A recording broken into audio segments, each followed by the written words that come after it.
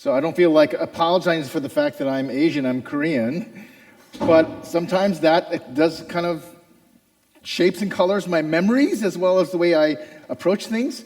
And one of the things I always grew up with is that on New Year's Day, this might be an Asian tradition, might not be for other Asians, but on New Year's Day, we would get up and we would have to wear my parents were a little traditional, wear the Korean clothes, okay? And usually it was too small for me, because it's very embarrassing, right? And then we would have to bow in front of our parents, right? We have to do the specific bow. Like the girls have one version of it, the boys have another version. And as we did it, they would give us money. It was never in a red envelope, but they would give us money. And so that was their way of kind of saying, they're incentivizing this, cultural version of respecting, paying homage, honoring our elders, right? So even as an older person, we would still do that. And we would, even older people still, we get money, right? So I don't know if you've ever done this before, but it's kind of like you don't understand what it's about, especially if you're a child. But I remember at a wedding, and I was doing a wedding. I've done my fair share of officiating weddings, and at the wedding, we included a little section after the vows were made and after the rings were exchanged for the couple to go down to their respective parents in the front rows and basically express thanks and honor them, right? Because the parents really don't have a lot of space in the wedding ceremony, so we included that. We're Asians, right? So that's how it worked out. Well, the groom, what he decided to do was, as he went down to his mother, okay, because his father wasn't there, this mother had raised him as a single mom. He goes onto right in front of her. People could see, and he gets on his knees all the way down. He stays here for like uncomfortably amount of time. And other people are like, what's going on? But I'm like choking up because I know his story. His mom fought to protect him, worked 3 jobs just to give him a life, and now he's got this beautiful bride, and he's telling his mom how much he loves and honors her in the way that she would understand. Yeah. And so honor, respect, gratitude, as expressed in that form of kneeling, bowing, is not just an Asian thing, it is a biblical thing. That's the posture of worship. And what we're going to look at this passage here on Palm Sunday, today is Palm Sunday, is an interesting take on worship. Because the disciples here, the people in Jerusalem, they are actively worshiping. They're paying homage. And yet there's a bit of a disconnect here. And I'm hoping that as we go through this passage on Palm Sunday, we'll try to reflect on what really worship looks like. We're not going to talk about all the little details of Sunday worship and why we sing and why we pray and so on and so forth, and the importance of Sunday worship in our worship lives. It is, by the way. I'm going to save that for another sermon. We're just going to look at this passage, walk through it as carefully as we can in the context and understand at least one angle, and that's what's going on in this lens of what worship looks like and does not look like. We are in Lent. We're almost there. So 40 days, not counting Sundays. And the sermon series is called Active Renewal. We practice Lent because there is this promise that as we go through this experience of drawing near to God, we will experience renewal. It's guaranteed, okay? How many times have I talked about reward, reward, reward? That is one of the rewards. We have a role in it. We can't just sit back. We have to do as is prescribed, as we are invited to do. And we've looked at this about repentance, turn, about prayer and seeking God in the scriptures, about fasting and praying, about the importance of actually working through our faith in this kind of way. Giving was last week. This week we're talking about worship because in many ways, worship is the place where we see a heart that is renewed. We experience a life that does get renewed by God. Because ultimately, all of this renewal happens because we get closer to the renewer. It's not a 1 + 1 = 2 because we did it. It's because it draws us closer to God. And God is the one, when we encounter him face to face, when we experience him, he renews us. Okay? He gets rid of the junk that's clogging our spiritual arteries, and we find ourselves refreshed, renewed. It is Palm Sunday. Palm Sunday starts off Holy Week. There's a whole week that we really spend time and put aside in preparation so that our hearts are. It's kind of like the last leg before Resurrection Sunday, for Good Friday and Resurrection Sunday. Now, I grew up in a tradition where we didn't do anything on Holy Week. Okay, we didn't go on trips, right? And we didn't plan all this fun stuff, especially not on Good Friday, because Good Friday is the day where we're supposed to be sitting and being prepared for how we approach even Resurrection Sunday. Our culture has changed quite a bit. And so, like I said, I did a lot of weddings, and a lot of the weddings were like, yeah, we're going to do it on a Saturday right before Easter. I'm like, why would you choose Saturday? And because it's cheap, because nobody's grabbing it. But there's a reason why there's nobody grabbing it, because they're wanting to honor what Christ has done, but we don't care. And I'm not judging them. I'm just saying, okay, the culture has shifted a bit. A lot of people go, this is spring break, a lot of people go off and they party and they vacation on Holy Week. Sometimes I'm thinking, that's diabolical. Right? This is the week that we get to really sit down and reflect and take our stance on who we are in Christ, especially as we're looking to engage God in the resurrection. Palm Sunday is celebrated every year, and most likely you've heard sermons on Palm Sunday every single time. And if you're a kid growing up, the triumphal entry is like a Sunday school thing. Yeah, everybody's got a palm, right? Everybody got a palm? Yeah. It's a reminder, okay, something happened on that day. This story is important for some reason. It shows up in all four of the Gospels, okay? The Gospels are set up into what they call synoptic. Syn meaning S-Y-N, looking together, right? Synoptic, looking together. Matthew, Mark, and Luke are kind of similar. There's a lot of connections there, right? John's a little different because John comes a little later, okay? Depending on whether you think Matthew was first or Luke or Mark was first. But basically, it's like four different angles, right? If you ever seen a car accident and four different perspectives, it's weird. Everybody will see a little differently, but the same event comes out to you in 4D. That's what we get from the Gospels. But when all four sit there and they point this one out as important, we pay attention, right?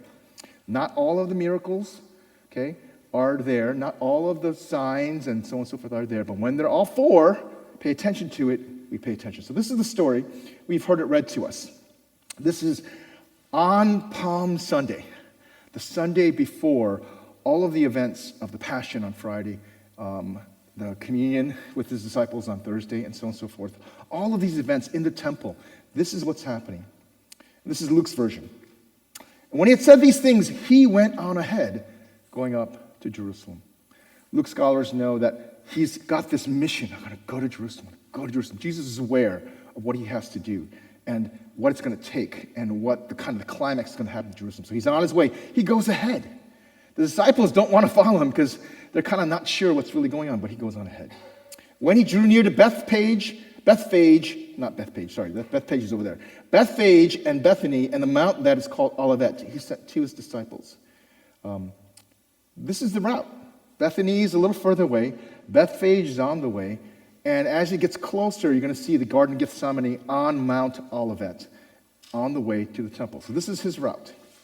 Going into the village in front of you, where you are entering, you will find a colt tied on which no one has ever yet sat. Untie it and bring it to me. Jesus knows of something that he wants to fulfill, something that is of significance, but also something that it's kind of been prepared for. So he tells his disciple, go in, and you're going to find this colt of a donkey, right? A colt is a young, like a colt of a horse is a young colt, right? It's small, it's not big. And a donkey is not that big. A mule is pretty big, but a donkey is not that big. But a colt of a donkey is even smaller, okay? And it's never been sat on, so it's young, right? So if anyone asks you, why are you untying it, you should say, the Lord has need of it. So the disciples, like oftentimes in other settings, they don't know what they're doing. They don't know what this means. They don't know why. They just do it. They just obey. So they were sent away and found that just as they told them. It's by this time they should know Jesus knows what he's doing, right? And that there would be a colt sitting there, right as they were told. And so they continued to obey. As they were untying the colt, the owner said to them, "Why are you untying the colt? What are you doing with my car?" It's kind of like that, right? And they said, "The Lord has need of it." Interestingly enough, this must have been enough. Yeah? If somebody comes and says, "Give me your car keys," right? It's like, "The Lord has need of it." No way, Jose, right? But they're like, "Okay, let's go with it," right? And so they brought it to Jesus, and throwing their coats onto the colt, okay, they sat Jesus on it. So here's Jesus, and they put Jesus on this colt, right? Well, when you're riding into town on an animal, right, and it's a celebrated event, there's meaning, there's significance on it. The Roman emperors would come in on a big, war stallion, and they would basically say, "Look how victorious I am. I have bringing all of my, all of the people that I've conquered and all the goods that I've conquered in my train, okay? And I'm coming in as, look, everything has been done because of my power, and I am ready to sit on the throne." That's the setting here. We have this in our cultures. I don't know if you know. I spent a good amount of time in India, and we go in wedding season, and we see this like 3 times a day sometimes, right? There's a guy who's decked out, and looks like he's really rich and powerful. Everybody's like, "Whoa!" in Hindi, right? And he's on this big white horse, and he's like, "Yeah." He's getting married, and he processes through the whole town to get to the wedding site. Okay, in our culture, the groom sits there and waits while everybody watches the bride come down the aisle. But in that culture, it's the opposite. In the biblical culture, it's also the opposite, by the way. And so, here he comes, the victorious husband, right? No one would ever come in on a donkey. It's embarrassing. The guy could stand as tall as if he's sitting, right? He's like, victorious! Right? Why would you do that unless there's meaning behind it? Right? By the way, Jesus will come in on a big white horse in Revelation when his victory is finalized. But here, he is echoing something powerful and beautiful. Zechariah talks about prophecy. "Rejoice, rejoice, O daughter of Zion. Shout aloud, O daughter of Jerusalem. Behold, your king, your ruler." Son of David is the language of Messiah because he's a king. The one who is going to take control of the things that are harming you and set you up right, okay? A powerful governor who is going to restore all of that you've lost. Your king is coming to you. Righteous and having salvation is he, but not coming like one with violence and who is going to crush you to the ground if you disobey. Instead, humble. And what does it mean? How do you know he's humble? Okay, he's not going to make everything about him. Give me everything. I'm king. He's humble because he's mounted on a donkey, on a colt, on the foal of a donkey. So Jesus not only knows this, and he's not just kind of doing this for the optics. What is he saying? I am that king who is coming, but I'm not like the kings of the Gentiles who lord it over people. I'm not coming to do a regime change and just wipe everybody out and make all the glory for me and take everything. I'm coming as a humble king. Okay? Hold on to this because the events of Holy Week will bear this out. And as they rode along, they spread their cloaks on the road. And why are they doing that? They're taking off their jackets, they're taking off their outer clothing, putting it on, and the donkey, okay, the colt of the donkey is where Jesus is riding, is just walking on the road. And this is not a short distance. They're probably taking the back end and bringing it out in front. We have a little awareness of this. When somebody important is coming, we prepare the way, right? I don't like celebrities because I think it's, I don't like worshiping people, which what is celebrity is, right? I don't like Christian celebrities, and there are some, by the way. But we put a red carpet out in front of them, right? If you went to the Oscars and you just showed up and you tried to walk down that red carpet just for a picture, security would show up, right? Because it's meant for celebrities, right? Again, wedding symbolism, right? There's this white, carpet, right? That's reserved for the bride, right? And as she's coming in, and this would so annoy me as a wedding officiant, People who don't know would come in and they would walk across with dirty feet. I'm like, no, that's for the bride, right? Do you not care? It's an act of just ignorant dishonoring, but they just don't know, right? Well, the fact that there's a white carpet, right in front it's meant for the procession of the important one, whether it's a red one or a white one. But that's what they're doing. They're laying down their cloaks to make a pathway for the king who is coming. They're laying down palms. Now, Luke does not record this. Mark records this. They're laying down palms like what you have, okay? And they're putting it down for the king to arrive, saying, we welcome you. We honor you. You are our king. As he was drawing near, already on the way to the Mount of Olives, the whole multitude of his disciples began to rejoice and praise God with a loud voice of the mighty works that they had seen. All the healings, all the demons that were cast out, all of the ways God was speaking and revealing, this is the time. All of the prophets have been pointing to this. Jesus is the fulfillment of all of Israel's history. This is the climax of all of God's promises. And they are recognizing it, and they're using that prophetic language here. Blessed is the King who comes in the name of the Lord. Peace in heaven and glory in the highest. Then when the King comes, what is the result? Peace and glory. And they are so excited because they've been under oppression from the Romans. The Romans are actually there in the town as this is happening. This is almost like a political statement. One of the Pharisees actually said to the crowd, said to Jesus, because they're starting to get really, really anxious here, Teacher, rebuke your disciples. You're making way too much noise. Do you not know how crazy, how sensitive a time this is? Passover was the time when the Jews celebrate the liberation of their people from a Gentile king, Pharaoh, right? So this is the time when the people would get all, like, unrest would happen, right? It's the symbolic moment of independence. It's kind of like we have an Independence Day, right? But we just have barbecues and we don't go crazy. But what if we had, the Canadians come down and invade us? Okay, it's not going to happen, right? Well, when do you start a rebellion? On Independence Day, right? There's this really bad movie about the aliens. It's Independence Day, right? Well, that's Independence Day. Passover's coming up. And a lot of the rebellions would happen during Passover.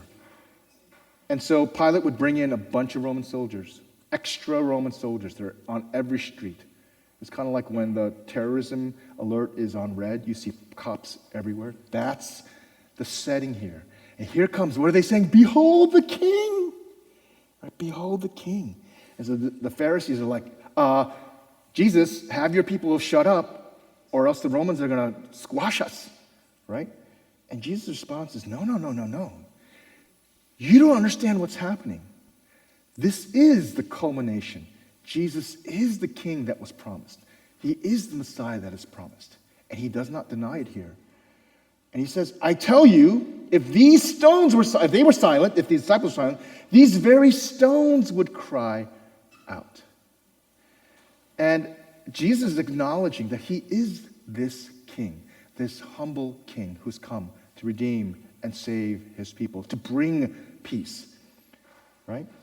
Now, right after this, most of us don't realize this because the Bibles that we have are cut into different sections, and they have little subtitles, right? What's a subtitle on top of it? The triumphal entry, woo! And so, by the way, the triumphal entry is not in the original language. So I don't like reading the subtitles. There's somebody else telling me how I should read it, right? So I just read it straight, if I can, with no subtitles. But this section doesn't sound like it's triumphant for this reason. The next verse, after the stones will cry out, what does Jesus say? What happens here? Verse 41. And when he drew near and saw the city of Jerusalem, he wept over it. Why is Jesus bawling here? This is the triumphal entry. Blessed be the king. He's bringing peace. He's going to kick out the Romans. Yeah. If the disciples don't cry out, the stones will. What's Jesus weeping here for, right? And if we don't get this part, we don't understand what's happening here, okay? Yes, worship is happening, rightfully so, but something also, there's a huge disconnect, okay? They don't tell you, but I have a feeling he's very near the Garden of Gethsemane, because he's on the top of a mountain. He's seeing the city. Mount Olivet is where he was. He's seeing the city, and he's weeping over it. In a few days, he's going to be weeping proper. Jesus knows what's going on. At the climax of history, when God finally comes to redeem them, his people offer fake worship. They're saying, "Blessed be the king," but their hearts are not in it. They want the king to do what they want. Freedom of the Romans. Give them life, not freedom of their sin and of Satan and of shame. Okay? This is Jesus. He's weeping and he's saying, "Would that you, Jerusalem, even you had known on this day," the climax of Israel's history, "the things that make for peace. Would that you knew what would finally bring the kind of cosmic renewal and bring your heart to peace. You thought that I was your king, but you wanted to box me in. Would that you would know what it means to worship and what the king really looks like. But now they are hidden from your eyes." Isn't that sad? "For the days will come when your enemies will set upon a barricade around you and surround you and hem you on every side." In fact, AD 70 is when we know the Roman general comes down and he destroys the city because they are in rebellion, and he burns the temple to the ground. Yeah, this is historical. He's prophesying this. So Jesus sees it. If they had been worshiping, really worshiping, ready for the king, it would have been a different story, but they weren't. It is a triumphal entry, but at the same time, it's not. And I want to walk through this through the lens of worship. And I think one of the verses that really helps us to understand what's really going on here, that Jesus sees this. On the one hand, everybody looks like they're worshiping, but their hearts don't belong. Because Jesus, in this comment here, you're going to pay attention here, he's saying not only that, yes, I am that king, but he's also saying, you're not ready. Your hearts are not in the right place. We miss it because we don't know the Old Testament, but they would have known the Old Testament. "I tell you, if these were silent, the very stones would cry out." That language of the stones crying out literally is from Habakkuk chapter 2, verse 11. "For the stone will cry out from the wall, and the beam from the woodwork respond." What is he talking about? What's the context here in Habakkuk? The stone is going to say, "Ah!" and the beam is going to respond. The very house itself will bring a charge of pain. "Woe to him," this is a couple of verses in that. "Woe to him who gets evil gain for his house, to set his nest on high, to be safe from the reach of harm." He's saying, you built your house, but you did it through evil means. You did it because you didn't trust and worship God. You did it to make yourself safe, but you did it in an evil way. And so your very house, the stones in your house, will scream. "You've devised shame for your house by cutting off many peoples. You have forfeited your life." Can you imagine hearing the stones will cry out and realizing, wait, what is he talking about? That's Habakkuk. He's talking about evil people who've built a house to build their life, but instead of getting peace, they're going to forfeit their lives. Does this make a little sense of why he starts to weep? Because he reads the false worship that is coming before him. Let's spend a little time on the very word worship we find in the Bible. The Hebrew word for that is shakak. It's actually the word for worship, and there's a couple others too, but it's the word actually where you see, Hebrew words have two dual meanings. They have a meaning plus they have like an object lesson, right? The word for glory means heavy. It feels like there's a heaviness on you, so you have to fall down. You can't bear the weight, and so that's the word for heavy, glory. The word for worship is in the presence of God's glory, you bow down. Okay? You bow down physically. Okay? It's hard to worship like this, right? Yeah, in the presence of God's goodness, and how awesome he is, that he is God and yet he's humble, you bow down. Okay? You bend the knee. All you Game of Thrones people know what I'm talking about. In what? Loyalty, in obedience, in reverence. Okay? The Greek word is proskuneo. That's the word for worship, and that means face down. Okay? Face down. The heaviness and the goodness and the glory of God is so present. We can't stand up, and you can't be like, picking on your teeth and just watching Netflix. You got to be down on your ground because it is an act of incredible homage, honor, and reverence. God, you are great, and I bow down. I bend the knee, and so on and so forth. All the languages of the scriptures where it's talking about rebellious people, Israel, stiff-necked, hard-hearted, refusing to worship. Okay? So we see this sometimes in worship when different traditions, I'm part of that tradition, you're worshiping and your hands are up and you're like, oh, right? You're wrapped with the glory of God. But even in a setting where you're just sitting, really being present before God, it's the heart posture that's the important part. Worship is singing. Worship is listening to God's word. Worship is praying. But the big word, actually, worship, is talking about our whole lives. Responding to God in obedience and in reverence. Okay? God, you are God. Well, where do we see here? They're saying, God, you are God, but we want, it's actually in the book of Luke, here in the triumphal entry, God, you are God, Jesus, you are king, but we're going to make you the kind of king that we want. We're going to tell you what you're going to do. You're going to get rid of the Romans, you're going to make us great again. That's what they want. But God is saying, no, you don't understand. That's not what worship is. Worship is worshiping God as he is, for who he is. Okay? Not telling him what to do, demanding that he gives you what you want. Right? That's manipulation. So I'm going to walk through a quote from a book that I'm reading called Christ Plays in 1,000 Places by Eugene Peterson. There is immense peer pressure to reduce God to fit immediate needs and expectations. Okay? God, I'm coming here and I'm praising you. You gotta, give me more money. You have to make me happier. Find a spouse for me, or get me into this school. And by the way, you can pray for those things, but that's not the only reason you come to God. That's not in and of itself worship. But God is not a commodity to use.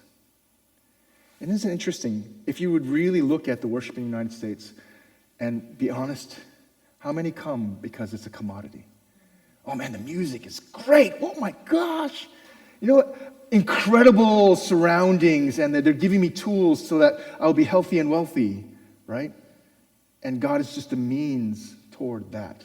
And they think worship is exactly that. But it's not. We live in a functionalized world in which we are trained to understand ourselves and what we can do.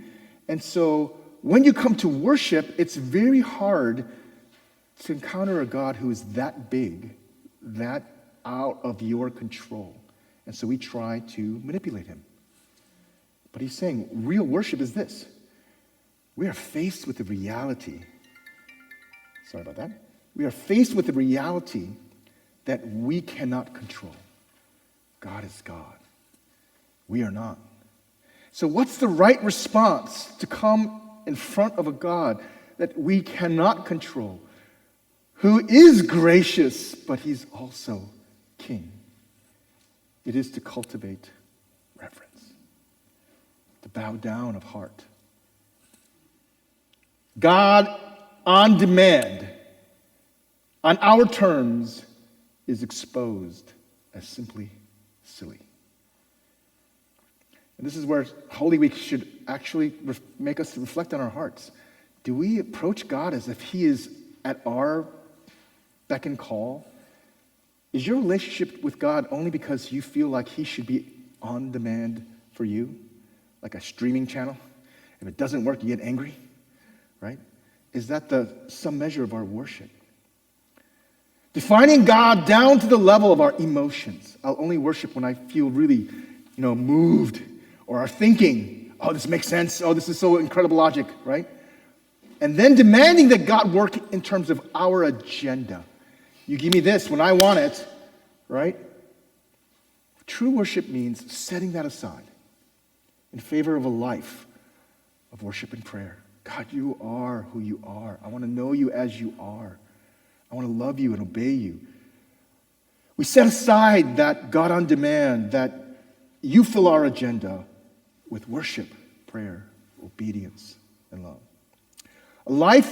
A way of life open in response to what God is doing. He's the principal player, rather than the one which we plot. Strategies to get God involved in what we are doing. God, I want to go to this school. Help me to go to this school.